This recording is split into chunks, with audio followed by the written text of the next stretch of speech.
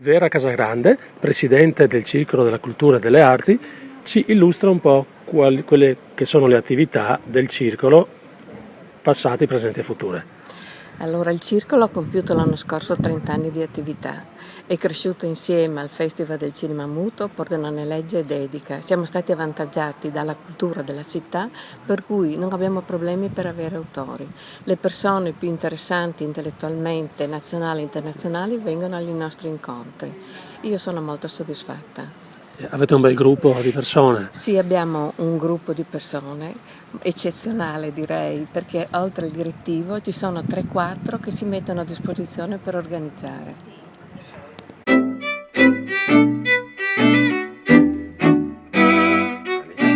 Cosa ci fanno le donne del vino qui oggi a Pordenone?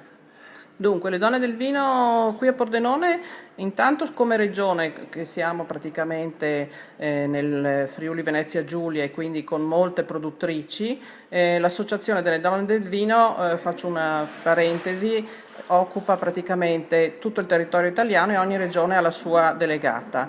Da quest'anno abbiamo una nuova presidente che è la Donatella Cinelli Colombini, che è una toscana che tra l'altro ha creato il movimento del vino e la manifestazione Cantine Aperte. Noi siamo reduci da appunto il Vinitaly, dove abbiamo fatto molti eventi, e comunque con Sveva Casati Modignani c'è già un rapporto di amicizia, perché per i 25 anni, l'anno prossimo facciamo i 30 anni di associazione, e per i 25 anni lei è stata una delle nostre testimonial alla conferenza stampa che abbiamo fatto quell'anno a Milano, 4 anni fa.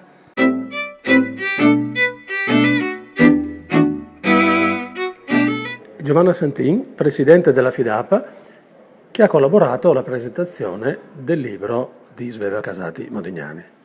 Sì, buongiorno, io sono particolarmente felice di aver preso parte a questa presentazione del libro della Sveva Casati Modigliani, perché la nostra è una federazione di donne, la Federazione Italiana Donne, Arti, Professioni e Affari, e il nostro obiettivo è proprio quello di promuovere e aiutare le donne nel campo degli affari, delle arti e delle professioni.